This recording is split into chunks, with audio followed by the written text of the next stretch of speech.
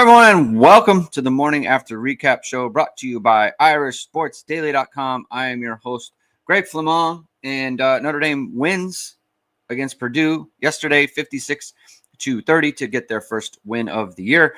Obviously, it was a great offensive performance from Notre Dame in both the passing game and the running game. CJ Carr goes 10 of 12 for 223 yards and 2 touchdowns. Jadarian Price and Jeremiyah Love combined for 231 yards rushing and 5 touchdowns. Jadarian Price also returns a kickoff 100 yards for a touchdown for 4 touchdowns for him. He said he hasn't had a 4-touchdown game since high school. So it's nice for him to get back on the board there. Obviously, lots of questions for Notre Dame remain on defense with the 23 points they allowed in the first half. But Envy Irish mentions, but this isn't the one I wanted. There we go. Envy Irish mentions morning after a W, hit different, air is fresher, coffee tastes better, sun is shining brighter. And it's nice for Notre Dame fans to get that first victory off their off the chest, or get it going and get a good morning. The morning after a game in the 2025 season. So we're going to be talking about all those things, all your questions that come up in the chat. This is a very chat-heavy type of show where you post questions in the chat, and I respond to them, and we have a nice little discussion about the Notre Dame football team the morning after a game. So thank you, everyone, for tuning in. If you like what you hear today, please hit that like button. Please hit subscribe. Please hit the notification bell. So whenever it is, we go live. Links to the podcast are in the description below. As always, the show is brought to you by ESQ Clothing, which, of course, is founded by Notre Dame alum Ge Wang and Chicago's go-to for the best custom suits, shirts, and sport coats. As Notre Dame reloads for the season, now's the time to refresh your wardrobe and add the perfect suit, sport coat, tuxedo, and casual jacket for fall. ESQ's master tailors combine next-level craftsmanship with the finest fabrics to deliver a fit that's built just for you. Now with showrooms both downtown Chicago and in Winnetka, book your custom fitting at esqclothing.com and step into confidence with Chicago's finest. Mention ISD at your appointment and receive 10% off your entire purchase. That's esqclothing.com. Ge texted me yesterday during the game. He actually wanted to point out that he wanted 44 to play more, which is, of course, junior Tuli Halamaka. Let's see how many snaps he played yesterday. That's Purdue. Let's see how many snaps junior Tuli Halamaka had in this game. 22 snaps. Ge wants more. I think he wants double that. 44. He wants to match junior's. He wants to match junior's jersey number. So Ge likes what junior Tuli Halamaka is picking up and putting down defensively for Notre Dame. Nicholas Laverio, thank you for the super chat. I don't see a question, Nicholas, if you're just sending a super chat. Here we go. Here's a question. Thank you for the super chat. All right. Good morning, Greg. Love the show. One thing I want to say is I think we have to hold defensive players more accountable. NBC showed breakdown of 2024 coverages versus 2025, and let me see if there's more message here. And they more similar than I thought. Okay. Maybe it's not coaching, but players. So I think what you're talking about, Nicholas, there is, and again, thank you for the super chat, was the types of the man coverage versus zone versus blitzing and that sort of thing. They put up a graphic there. And I kind of mentioned on the post-game show yesterday, like calling a defense, calling zone or calling man or whatever it might be. And I mentioned on the show, the thing about a defensive structure and what you're calling is if you're in zone specifically, and I think when you're in man, if someone loses in man, then that's pretty clear what happened there. Someone lost in man coverage, or there's something going on with the safeties. But I think when you're in these coverages, you can always look, and when there's a completion by the other team or where something went wrong, you can look at where someone should be in a zone and where someone should be vis-a-vis where the pass went, right? So, Purdue hits some plays in against Notre Dame's zone defense, and you say, well, that player should drop there, or that player should look that up, or that player should be there, right? And the thing is Marcus Freeman talks a lot about marrying what they're doing up front versus what they're doing in the back, right? And I think the difference is that Al Golden was very good at putting those two things in symmetry. And so if Notre Dame's going to be playing zone, then they need to be getting pressure, right? So, and they need to be putting pressure on the opposing quarterback. And so just looking at the stats, pressure and depth stats for Purdue, Ryan Brown dropped back 41 times, and he faced a blitz 6 times. 6 times on 41 dropbacks. That's not really how Notre Dame does things. So what they're asking Notre Dame to do is they're asking them to cover longer. They're asking them to they're asking those DBs to be sticky on the wide receivers for longer. If they have a longer time to get the throwaway, then obviously that's going to lead to completions, right? And so I think what Marcus Freeman is talking about is we're not in sync with what we're trying to do up front and what we're trying to do in the back. And they got to get in sync. And so I think they do have to hold players accountable, and the coaches can do that. And I try not to do it as much just because I don't know the calls and I don't know, what the coaching staff is asking them to do, right? So I think if a player makes a mistake on things like technique-wise, we can talk about that.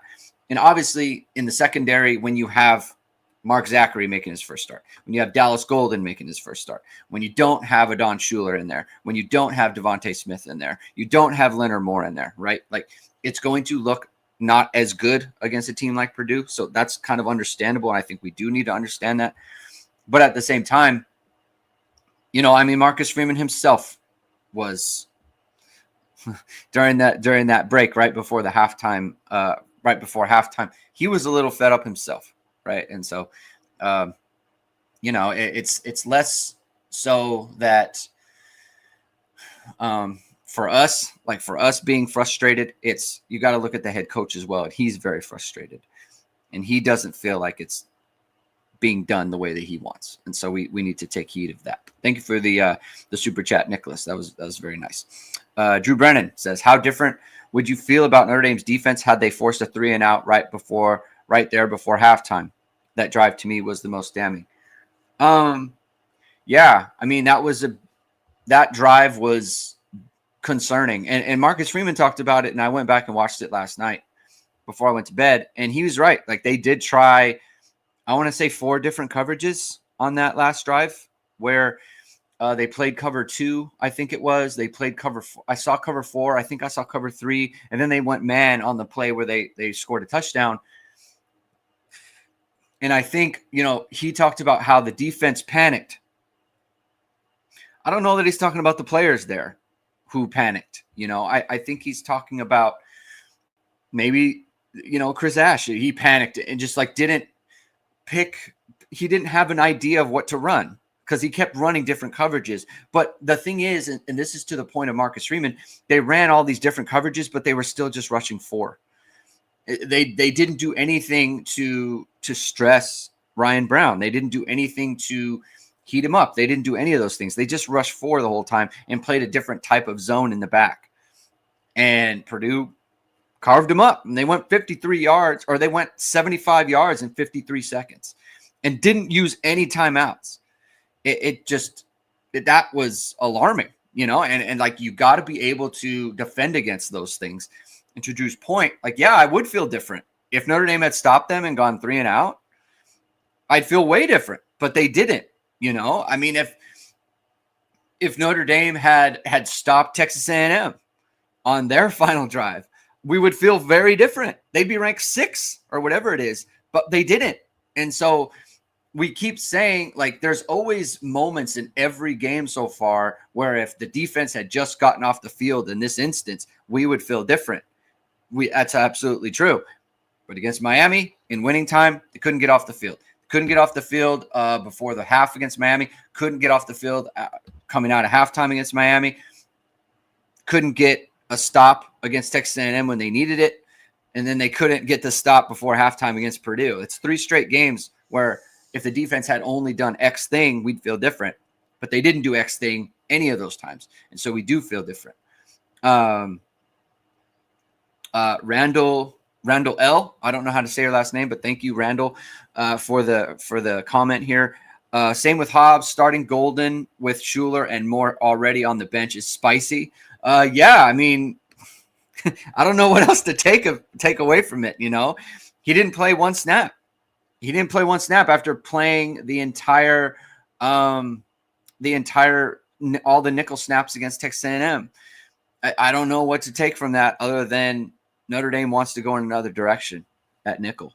And I don't know if that's a every week thing or if that's just going to be the way going forward. They definitely – Marcus Freeman did say that Devontae Smith did practice. So I think they're hoping to get – he was dressed for this game, unlike Leonard Moore. So Leonard Moore was not in uniform. Devontae Smith was in uniform. So it seems to be closer than Leonard Moore, or at least I don't want to say than Leonard Moore. I don't know what that situation is, but he is close to playing. I think they need to get him back in the lineup. Because look, Dallas Golden showed some stuff in the game. Doesn't look ready to me to play at a high level, like consistently, right? For a defense that's going to be top 20, whatever it might be. So you know, it's they need to get him back, right? So yeah, I think it's notable that Carson Hobbs did not play at all. Sergio says, what was the stat during the game that Notre Dame's defense was 127th nationally? Probably passer rating against, probably. That's usually what they do.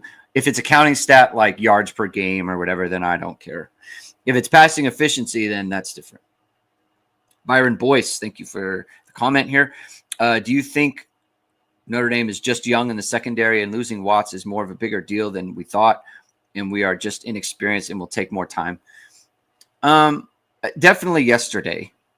I mean, look, it's very hard to say Notre Dame's going to start Dallas Golden and Mark Zachary at nickel into the field, and you're going to field a defense that's, you know, shutting down opponents, right? They would have needed help up front for that to happen, right? They would have needed just a bunch of pressure from Notre Dame's front four and whatever they were doing pressure wise.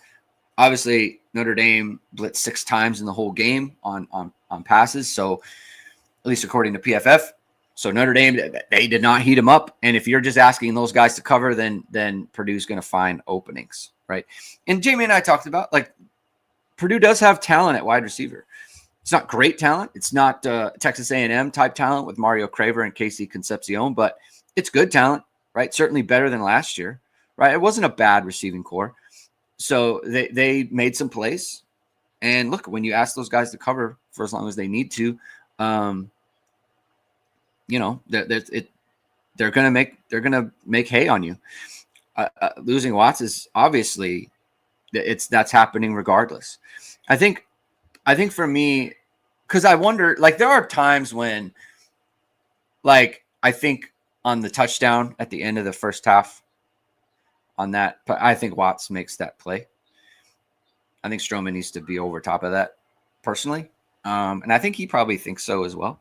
I think the staff thinks so as well, right? Like I think he's got to be over top of that. That's one that Watts would have command of. But like, so part of me feels like if Notre Dame is playing this way, because the thing is we've never seen X Watts play big minutes in a defense that's like this, where they're just rushing forward and you're just sitting back in zone. He hasn't played in that, right? Maybe he's diminished a little bit if Notre Dame's going to play this way. I think the way Notre Dame's playing is kind of causing some of this, right? Again, Marcus Freeman is the one who's bringing it up. They got to do more up front to help out what's going on in the back. Taylor, thank you, Taylor. Turning the page to Arkansas, what are your thoughts on their personnel and their ability to attack Notre Dame's weaknesses on defense? They can. Taylor Green, I think, is leading college football in total offense. He can run and he can throw. He can push the ball. They were explosive yesterday. They've been explosive in every game. It is a genuine concern, especially if Leonard Moore and Devontae Smith are not out there, and especially if just Leonard Moore is not out there. It's a genuine concern that Notre Dame needs to figure out. They need to be able to pressure him. They need to be able to get him confused and create some havoc and get him off the field. Notre Dame was able to havoc Purdue a good bit more yesterday. I think they were accredited with 5 tackles for loss. Let me just go back here. 5 tackles for loss and 2 sacks, which is obviously great. They had 6 passes broken up, which is very good. And they also had 2 interceptions. So a lot more havoc was created on defense, which is something that Notre Dame needs. Obviously, there was a drop in opponent quality, but still, it's got to happen, right? And they were able to make that happen yesterday. Dan Adams says, can you provide insight into what changed after the last touchdown? I assume the one before the garbage time at the end. You hinted at what you'd heard in the postgame. Matt said Ash did not stop calling plays. Any concrete insights into what changed specifically? I can't say concrete because I'd have to go watch and look exactly what it was. I just think maybe a decision was made that, hey, this is what we're going to do. Like, we are going to stop sitting back in zone. I think they showed a little bit, they were sending a little bit more pressure. The sack that Bryce Young got, Notre Dame had sent 5 or 6, I think it was. So that's kind of, that's an example of that. I just think they were a bit more aggressive in the second half. And look, there's also, I don't want to make too much of it because, Purdue, they obviously figured out they couldn't stop Notre Dame. And, Barry Odom kind of capitulated at the end. I don't understand what he was trying to do there, punting on 4th and 5 from the 50, down 42-23, and Notre Dame makes it 49-23 3 plays later. I didn't understand that. I have to go back and look at exactly what Notre Dame was calling in that second half. And if we can get some all 22 on that, I can look at that as well. It might have just been a case of Purdue figured out they couldn't win the game and they kind of dropped off their level of play. So, I have to go back. There'll be some stuff on our post-game shows, like our post-game shows, our Power Hour tomorrow with Mike and Jamie, and then me and Jamie will be back on Tuesday to talk about all those things a little bit more, in depth on it, specific depth on it, because we haven't watched it back. We need to be able to watch it back. But it just seemed like they were a bit more aggressive with things, forcing the issue a little bit now. Eric Fasano says, so long as we keep hearing Freeman talk of need to get pressure with 4, we'll know Ash is still alive. Never heard this need last year, despite Notre Dame's inability to generate a rush. Yeah, I don't understand. I'm with you, Eric. I don't understand why Notre Dame has this need all the time. I don't know why this season is the season of we have to get pressure with 4. I don't know why that is. Your defense is your defense. You are what you are. And the other part too is, if I have a strong belief that if you're going to go down, then you need to go down being what you are as a team. And Notre Dame has not. They played differently in the first 2 games of the season. They lost anyway. And now you've lost your identity. You've lost what you want to be. You've lost your calling card. Marcus Freeman talked about at the end of the game, or at the end of the post-game conference or press conference, talking about how we want to be aggressive and we want to be attacking. You blitzed 6 times in the game on passing plays. That is not aggressive. That is not getting after them, right? And I said it in the post-game show. Think about every defense that has ever been good, not only at Notre Dame, but just anywhere, right? They all can get after the passer. They are all putting pressure on the passer, whether it's with 4, whether it's with 5, whether it's with whoever. They can all get after the passer when they need to. And Notre Dame is not doing that. They are not doing that enough. They certainly didn't do it enough in the first half yesterday.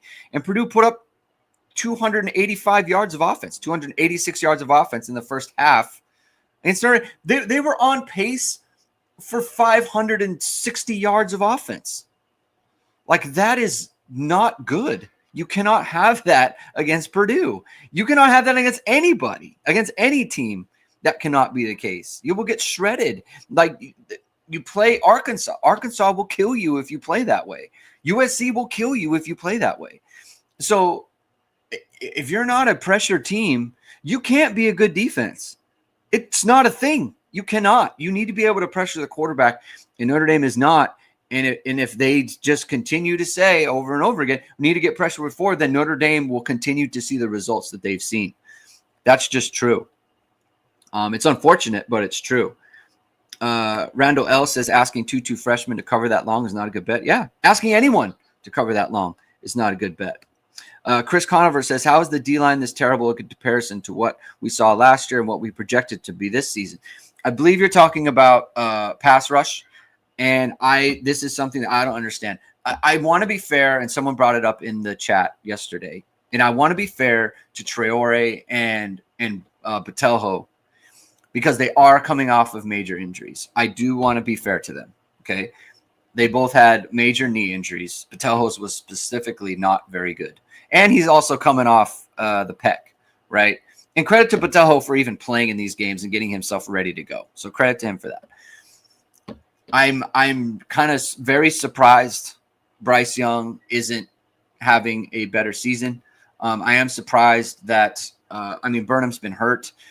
Junior Tuli Alamaka's kind of been what he's been, but it hasn't been good enough defensively for Notre Dame this year. They were credited with, 19 pressures yesterday.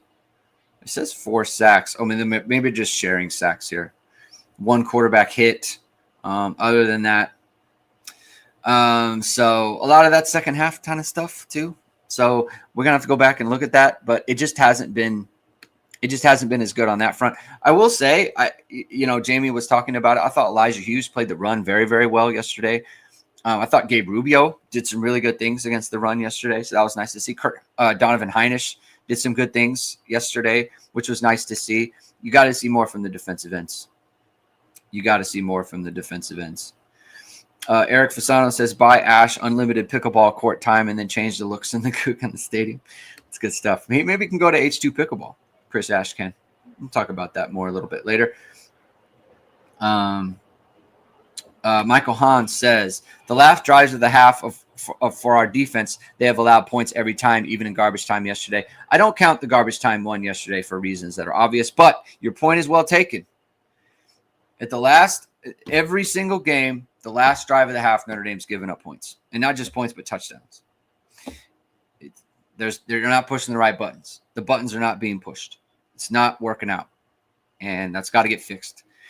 It's got to get fixed. Envy Irish says, have you seen or heard anything about Ash and his game planning? Is this an issue with him not being able to identify weaknesses in the opponent in the game planning? Here's the thing. Marcus Freeman kind of talked about this too. And I think this kind of goes into panic.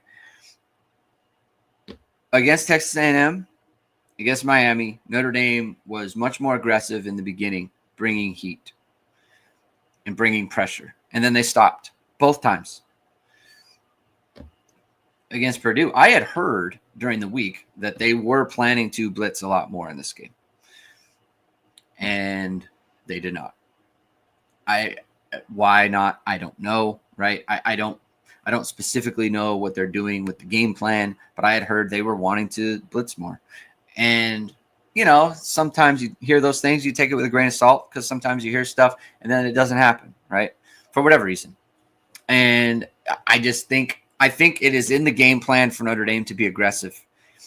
And during the game, that is not what happens. So, Marcus Freeman kind of said it, like they're panicking and they're afraid to give up plays and they start trying to throw whatever coverage they think is going to work in the moment. You don't want to expose the young guys, and they're getting shredded. They're getting shredded. Kevin M says Tay Johnson. I thought he had a great game against A&M. His name wasn't called much yesterday. He wasn't really asked to do much. Let me go back. He didn't do anything that I thought was wrong. I didn't think he made a bad play or anything like that. He's credited with 2 tackles. He played 70 snaps. I mean, he played 70 snaps according to PFF, which is all of them. Let me see how many snaps were available. 71. He played 70 of the 71 snaps. Mark Zachary, 70 of the 71 snaps. Christian Gray, 70 of the 71 snaps.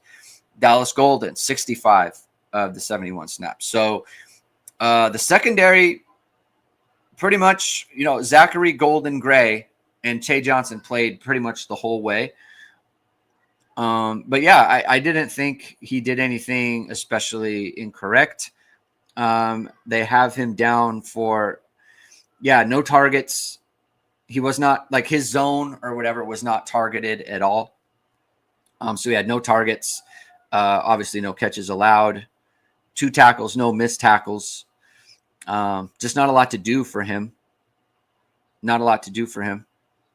Very strong game from Boubacar. Boubacar had a strong game. 4 defensive stops. 3 defensive stops for KVA. 2 for Jaden Osbury. 1 for Bowen. 2 for Stroman. The thing is, Stroman is Elijah Hughes. 4 defensive stops. That's huge for Elijah Hughes. I mean, if they can get something from him, that would be awesome. I don't know about Jared Dawson. He must have been carrying some kind of injury. It was brought up before. He must have been carrying something. But Elijah Hughes with 4 defensive stops in this game, that's huge. I'm just going down some defensive stuff here, just kind of rambling. Madden Faramo, 23 snaps. Jalen Sneed, 14 snaps. That's something to monitor on that front.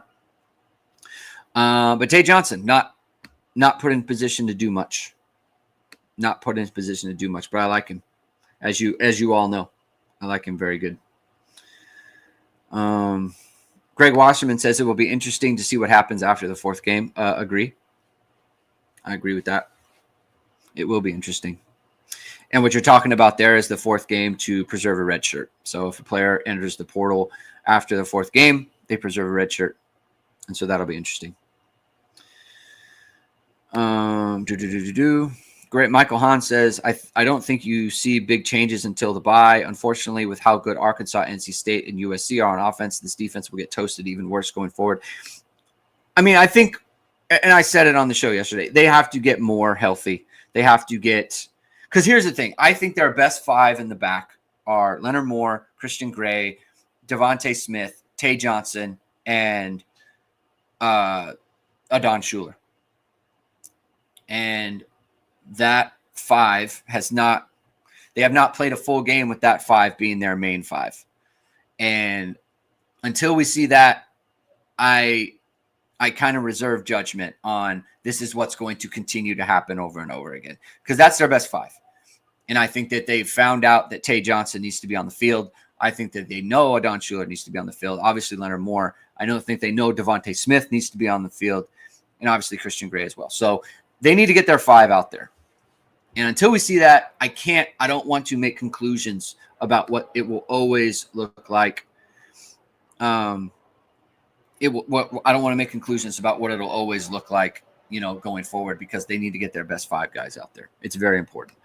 Nicholas Laverio, thank you for another comment here. Notre Dame misses X Watts for help over the top. Stroman is consistently late with help over the top. Yeah, I mean, I was just going to bring this up. So this is a very good comment from you, Nicholas, that Stroman, when he fills on the run, he's very good. I mean, he hit first play of the game. He comes down, caps that pipe, and he hits that's a defensive stop. It's a 1-yard gain. He comes from depth. It's a great play by him.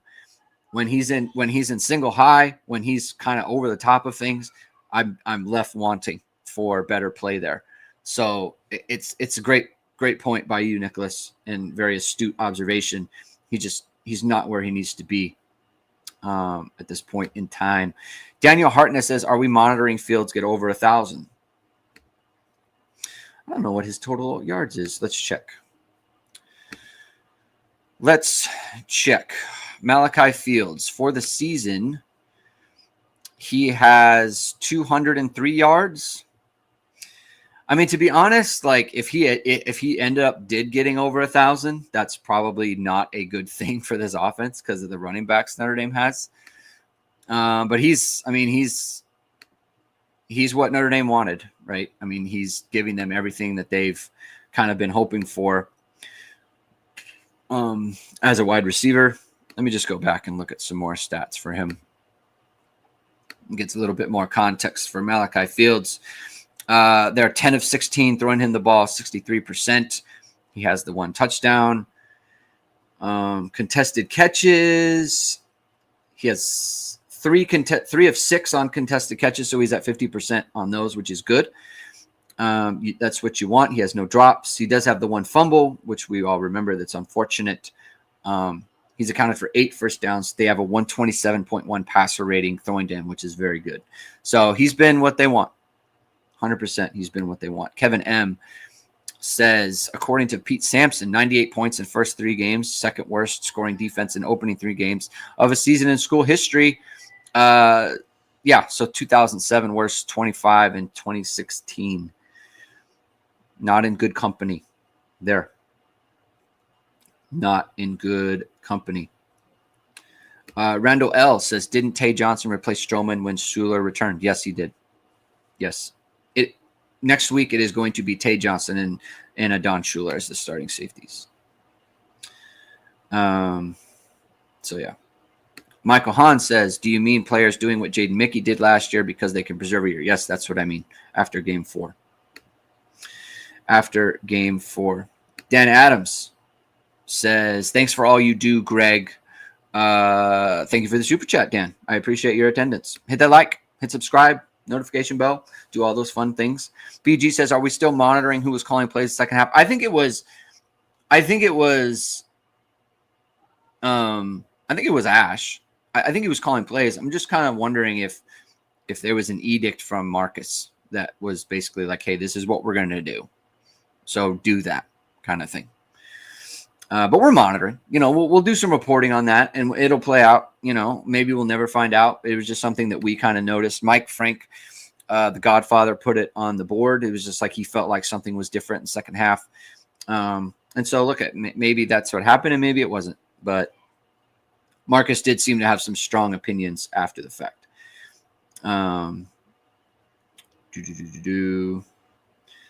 Kevin M says, may have been true, Randall. Surprised Tay didn't play first half after playing well at A&M. No, he played the whole game.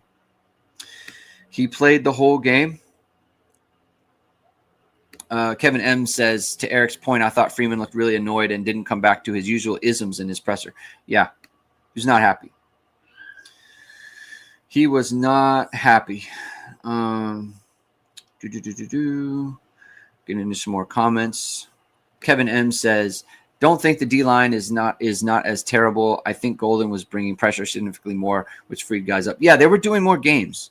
Like the sack that Donovan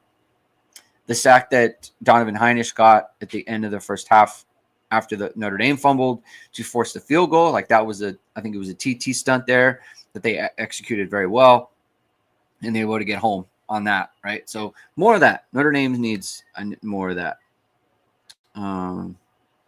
Eric Fasano says, I think Indiana just scored again. That's funny. That's an impressive performance. I don't know how good Illinois is, but what was it, 63-10?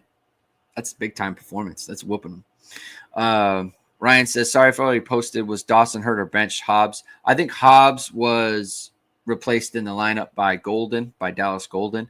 I don't know about Dawson. That's strange that he wouldn't play at all, in my opinion.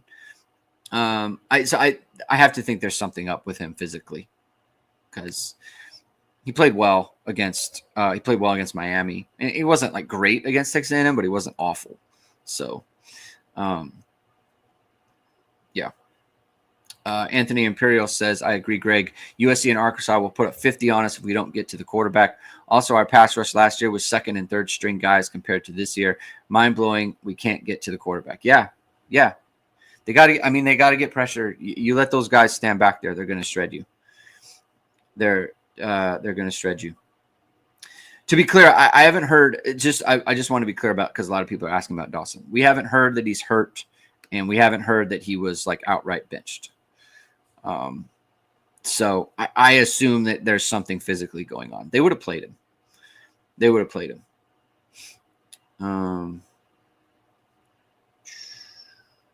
Kevin M says, back to what you said before. It sounded like you said Ash says it's in the game plan, but then doesn't put it in and doesn't bring pressure. I think he just gets away from the game plan. You know how sometimes like you put something in you put a package in or you put something in and then you just don't call it, right? I mean, just because it's in the game plan doesn't mean you do it. You just go back to another defense or another coverage or another, way of doing things. Because like you have pressures in the game plan, but you also have like, because every game plan will have, this is our 4-man rush plan, right? When we're rushing 4, this is how we want to play in the back, right?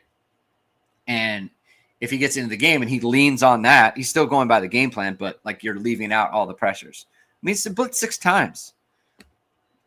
I mean, it doesn't seem to me that Marcus Freeman's plan was to give up 286 yards in the first half.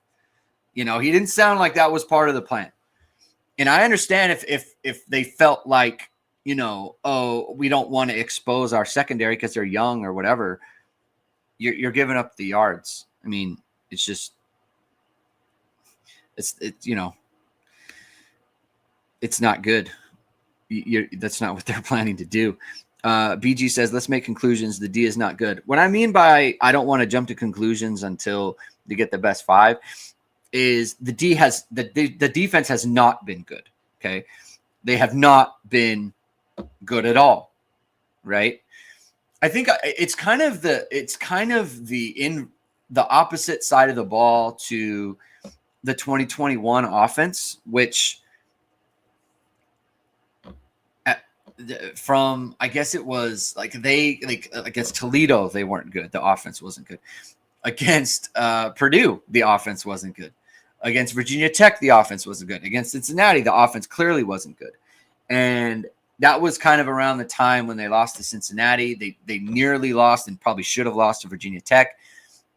And it was like, this team's going to go 8-4, 7-5 type thing. And then they figured it out. And then it became a very good offense, right? They figured it out as the season went on. I don't want to discount that possibility because we've seen it before.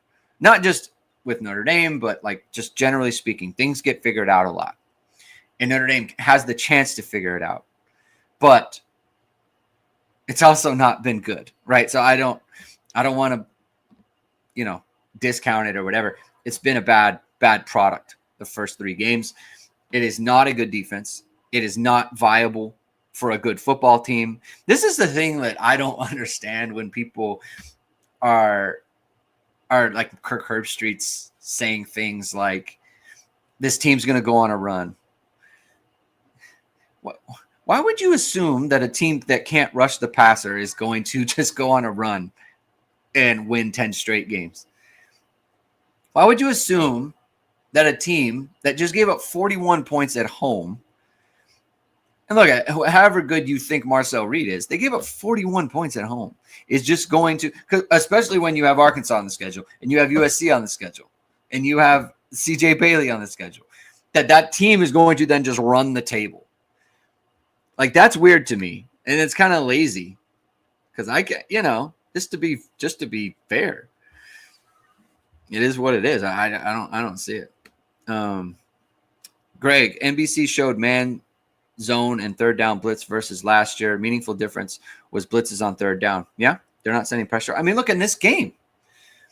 In the game that they were talking about, they didn't blitz. They blitzed 6 times on 41 pass attempts. There's a huge difference, right? And it's like calling it. It's like this is kind of similar to an offense that plays really well one year, and then the next year it's not playing as well at all, and then you show like run pass ratios. Like, sure, right? Like if the run pass ratios are the same, then great. But it's when you call the things, how you design those things. How are you designing those runs? How are you designing your man coverages? How are you designing your zone coverages? What are you doing up front to complement those coverages, right? Like, it's not it's not just what they're doing. It's that they're not calling it at the right time and they're not designing it the right way. They're not doing anything to stress the offense. That's the problem, right? anyone can call, like every defense is going to have man and zone and they're going to mix it up or whatever. You're not calling it at the right time. You're not disguising it at the right time. You're not pressuring at the right time. You're not doing the types of pressures to confuse the defense or confuse the offense, and they're not getting home.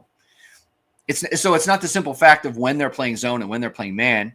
It's the fact that they're not doing it at the right time and they're not doing anything to stress the offense. That's the problem. Corey Ruth says, Al Golden once asked, why would you want to be a top 10 in rushing defense in college football when everyone's throwing the ball? Golden sold out to stop the pass. Yeah, I mean, Notre Dame gave up a lot of third and long runs because of that.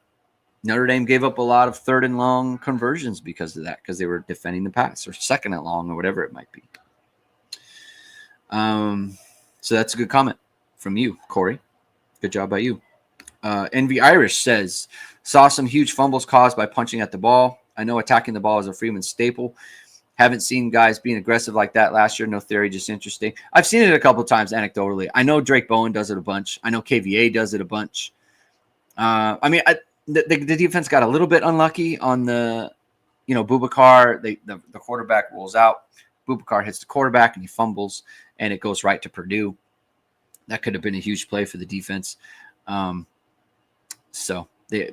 haven't seen Notre Dame force a bunch of fumbles, obviously, yet this year. I think it's just kind of one of those things. Josh Miller says, I didn't want to comment on defense till I saw them in person. It's even worse in person.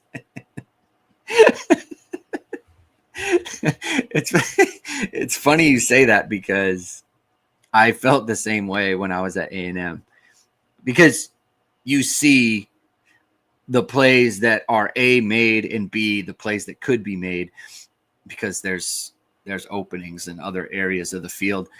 And I tell you, I know I harped on it a bunch last year, and I don't think people kind of understood what I meant in the moment, and I do now.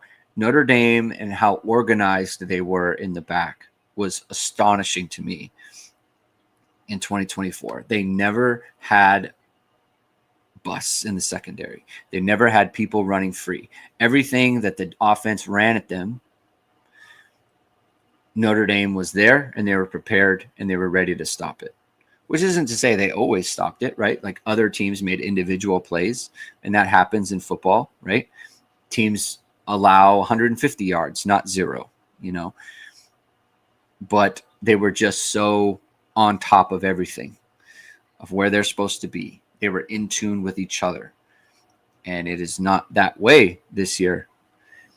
And yes, that is coaching. 100% that's coaching, right? Some of it is the loss of the players that you had. But for the amount of times it's happened, it is a coaching issue that needs to get fixed, And it, like I mentioned before, it starts with Freeman, then it goes to Ash, then it goes to the assistants. They all have to fix it. The person most responsible for the defense is Chris Ash. The person most responsible for the team is Marcus Freeman. Okay.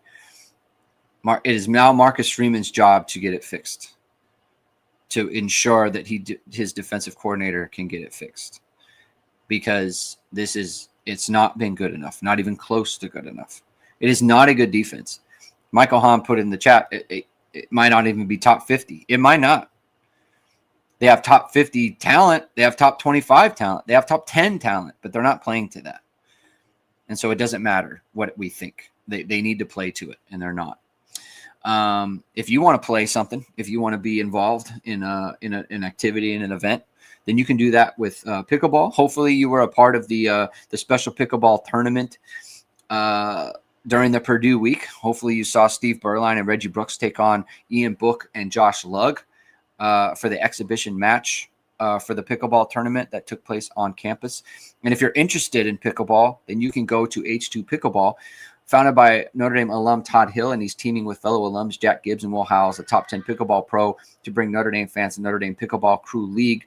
Besides football, what better way to connect and engage Notre Dame fans than through pickleball? Membership is free, and members will have access to special pickleball discount events and discounts. Hopefully you took advantage of the event that was Purdue week. If you want to, a portion of the proceeds for pickleball and the events that they put on goes to the Rockne Athletics Fund to support Notre Dame student athletes. If you're interested, contact Todd at h2pickleball.com or 574-339-5195 to join the league. And be sure to visit the H2 Pickleball facility in Mishawaka when you are in town.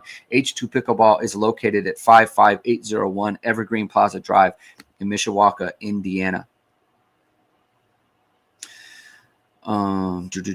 Corey Ruth says Notre Dame rushing defense holding opponents to 3.7 yards per carry. The defense is too focused on stopping the run. Golden defense sold out against the pass. Yeah. I mean, it's good to be solid against the run for sure. But when you're giving up what Notre Dame's given up in the back, it's not a good trade-off to your point. So that's another good point by you, Corey. Kevin M says, what is the straw, Greg? Is there one with Ash either where you can't tell Freeman steps in to change drastically the scheme or Ash is relieved? Is there a breaking point? So that we're trying to figure out like if he reached the breaking point, at halftime of the game, whether he just said, this is what we're going to do. And this is what we're doing. Do that. Call this. Right. Maybe he did. Right. This mentioned before, like Jared Parker, Marcus Freeman did step in there in mid-year of 2023. He did. So we'll see, right? I can't say what the straw is. I know that he was incredibly unhappy at halftime, and he wasn't happy after the game, right? He doesn't feel like it's going the way he wants. I mean, he was pretty animated, right? So we're just gonna have to see what it kind of looks like. Greg Wasserman says, do you want to punch the ball or tackle the player? Obviously, that's always the question when it comes to tackling, right? I think the linebackers do a good job. And I want to point out, too, the Texas A&M play that went for 86 on the missed tackles, that wasn't anyone trying to tackle the player or punch the ball. It was just Christian Gray thinking the player was going down and throwing a shoulder, and he was not going down. Stroman missed him, and it was a missed tackle that went for 86 yards and a touchdown.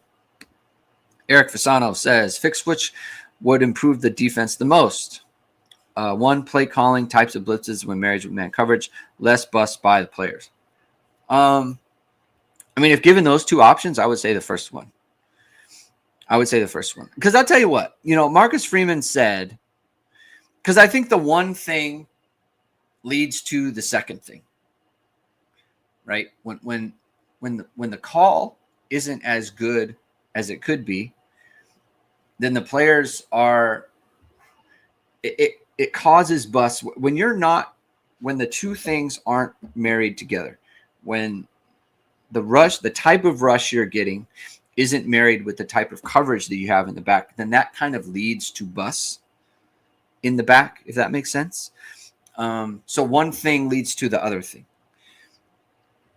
Marcus Freeman talked about it a bunch. Like if we're calling one coverage, then we need to do this up front to accommodate that coverage.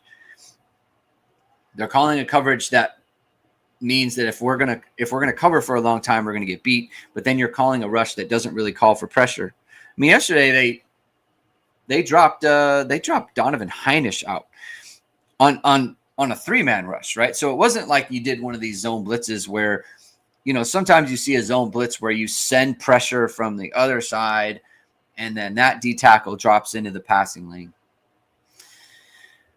And, you're dropping the D tackle, but it's like you're still bringing 4 because you're coming from the other side. You're running a game, basically. Well, Notre Dame rushed 3 and dropped Donovan Heinisch back, right? That's not like, so obviously Purdue gets completion on that play. Because they didn't get pressure, and Donovan Heinisch is not good in coverage. Not that he gave up the coverage, but it's like it wasn't a factor in the play. I've seen a bunch of situations where Notre Dame is. There was a play. The play where Manfremo broke up the pass. It's interesting to me because I think for some reason Jason Garrett kept saying it was zone. It looked like man. The bottom was playing man, And I think Madden Framo was playing man. The only person that didn't really seem to know what was going on was Christian Gray.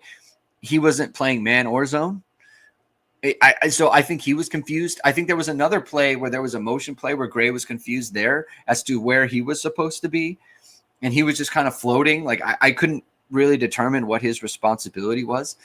So there are busts back there. Like there are a lot of guys looking around. They had another situation where to the field, they had a trips formation, and it was Zachary, Bowen, Osbury out there. And to the boundary, it was Golden and Gray. And I thought, man, I would rather my nickel was to the field. And I think Notre Dame just got kind of out leveraged there or out schemed there. I don't know that it ended up in anything specific, but I was thinking like you'd probably rather have Bowen in the center of that with Osbury to the boundary and then Dallas Golden to the field. So you're more athletic out there. So I thought that was weird, right? Like I thought that was strange. I saw a lot of things yesterday that were really strange in terms of, I'm not sure what they're trying to do here. And that's another obviously problem, but I need to go back and look. Envy Irish says, could you do a breakdown during hit and hustle of what it looks like when the front and coverage are in sync from last year? I think Jamie did this, but I'll try to find something. I'll try to find something. I think Jamie did this on the site.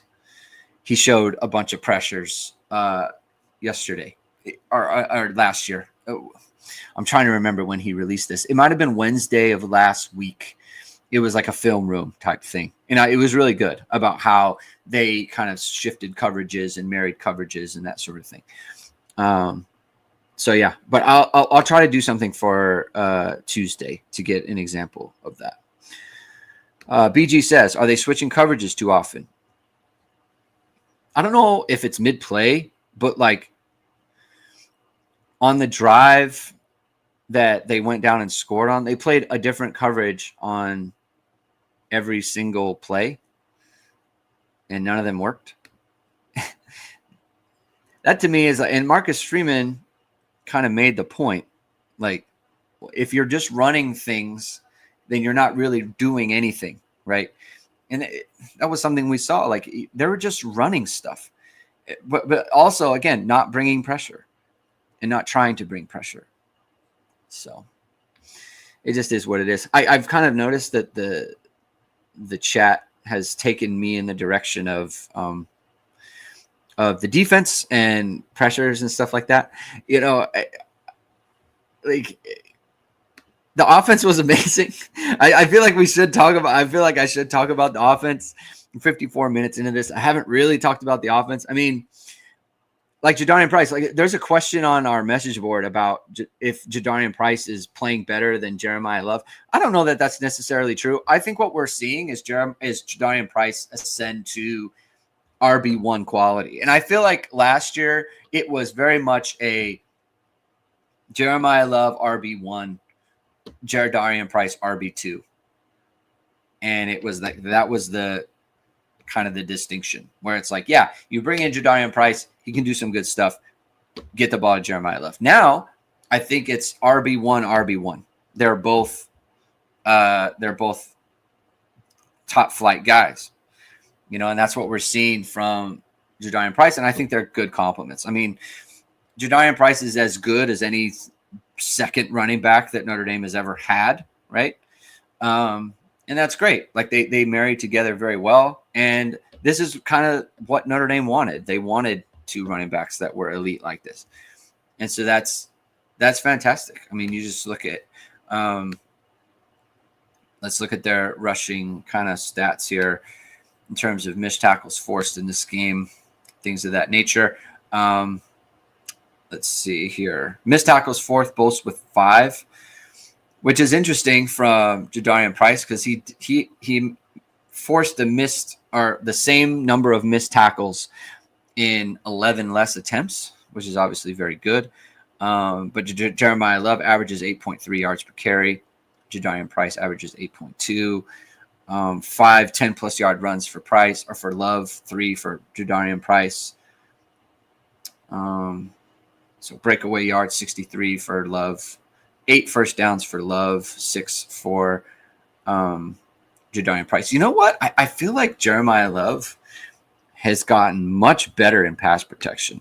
I mean, credit to him and credit to Juwan Sider, because I feel like this was not a strength of his last year, and he's gotten a lot better in pass protection. He's had some really big blitz pickups that's really helped Notre Dame. And so I think that's a big deal. BG says, is Price gone after this year? He doesn't have to be. If I was Notre Dame, I'd be offering a lot of money to keep him around. But it kind of depends on if he thinks he's going to help his draft stock enough to where he can make that money up later on. Envy Irish says, we don't focus on what's going well, just like Coach Freeman. Yeah. Eric Fasano says, Price has looked electric in 2025, 100%. Eric Fasano says, when Jagusa comes back, Shin goes to the bench. Shin goes to the bench? Nap. I don't know who Shin is. Anyway, when Jagusa comes back, if he comes back healthy and good, I think he'll go to left tackle.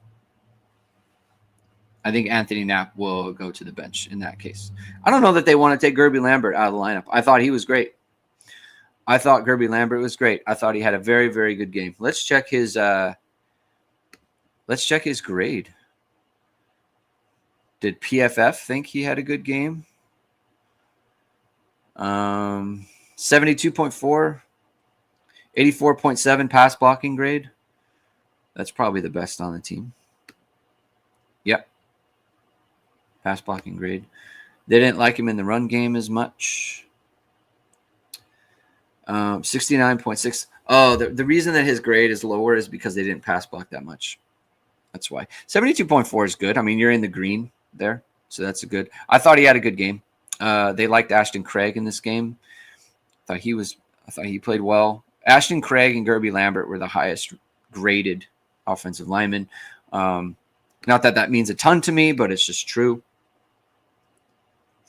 Enigma. Let's talk about how the offense didn't skip a beat when Kenny got in. He's good. I like Kenny Minchie. I think, honestly, we heard the staff likes Kenny Minchie, right? And by the way, I think Marcus Freeman deserves a lot of credit for this CJ Carr thing. There was a ton of chatter about the team wanted Kenny Minchie to be the quarterback, and on and on and on, right? I don't want to get into that too much, but it is true that has been reported, and that has been kind of the chatter. Marcus Freeman was 100% right. He said he went with his gut. He was 100% right. CJ Carr is the goods. Very, very good player. Shockingly good in some aspects. I mean, that post route that he threw to Malachi Fields, I don't want it to get lost on how good of a throw that is. He threw him into a touchdown. That ball can be short. That ball can be too far, make him run after it. That way, the ball can be too far, just period. I mean, he threw it about 60 yards in the air. It was about 55, 58 yards in the air. And he placed it in a perfect spot to where it's not only caught, but it's going to be a touchdown because of where the ball was placed. It's a great throw, and I don't want to lose kind of sight of that. It's a great, great pass. But Kenny Minchie, I thought he looked good. I mean, he made good decisions. He had the ball, a couple of rollouts where there was pressure in his face. He shucked the pressure and got the ball out. Now, granted, there was the one that was a kind of a no gain to Jack Larson, but it's going to be a loss. And so you gain 4 or 5 yards simply from being able to elude the rush and get the ball away. He had another good decision there to get the ball in the flat to Jack Larson. He made a good throw to Micah Gilbert, right? I mean, he did some really good stuff, I thought. He threw the ball on the run. I think it was to KK Smith. Similar to what CJ Carr has been doing. I mean, he's a good quarterback. If they need him to come in and play, I think he can do that. He underthrew that touchdown to Burris. Yeah, he did. I don't know that it has to be a touchdown. That's a far throw to the field. That's a tough throw. I think Burris has to go get it personally, but he did underthrow it. I was kind of hoping, I said it on the postgame, I was hoping he would show that he would throw that ball to the boundary and give Cam Williams a chance to make a play because the boundary had a go route as well. Maybe the safety was there. I wasn't really looking. Yeah. Kevin M says, really comical was when they scored from the goal line and Jason Garrett said, look at the block Lambert threw in the video. Was basically Lambert falling. Yeah, so Lambert, I know what play you're talking about. Lambert goes to pull and he gets tripped by someone's foot and he falls. And look at it. I mean, it's a quality block because him just being there meant the defender couldn't get to Jeremiyah Love. But on the replay, I was like, "Ooh, what's he gonna show here?" And then it's like nothing at all. Nicholas Laverio says Price isn't pressing for a big play when he's in. Sometimes Love is really trying to do too much. My only critique of Love. Yeah, I mean, he does. And it's funny because it used to be the opposite. It used to be that Price was the one who was pressing too much, trying to get outside. And now Price is the one who's being a little bit more patient. But, I mean, I don't know. I can't hate on Jeremiyah Love. He's a great player, and he's trying to make plays all the time, and he's playing with his hair on fire. And we appreciate that.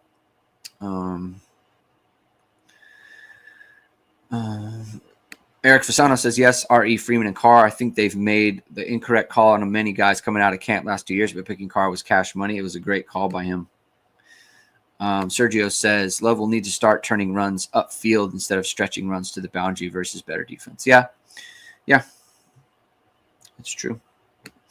But everything's getting worked out. And I think the good news is that's two good performances from the offensive line in a row. You know what's funny to me? This will be the last point because I got to get going. But the talk in camp was how the defense was beating up the offense. You know, Chris Ash going around saying he's eating the offense's lunch, things of that nature. And the offense is scoring, well, not 32 points a game because CFB stats hasn't been. Now I'm going to have to do the math here.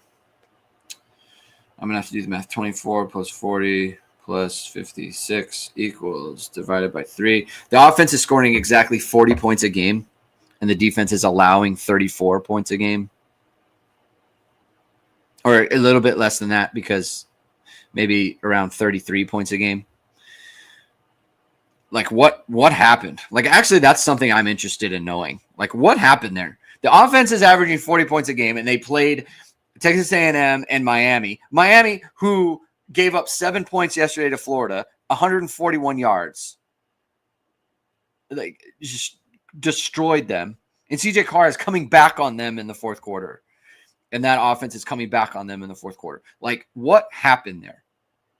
Like, I want to know how the offense is getting whipped in camp and has come out here and played 3-0 football. And the defense has come out and played, frankly, 0-3 football. Like, that is a huge question for me. What is going on? Like, why did the two units just completely go in different directions? Nick Gruel says, my hot take is Price will be a better pro than Jeremiyah Love. Just my gut feeling.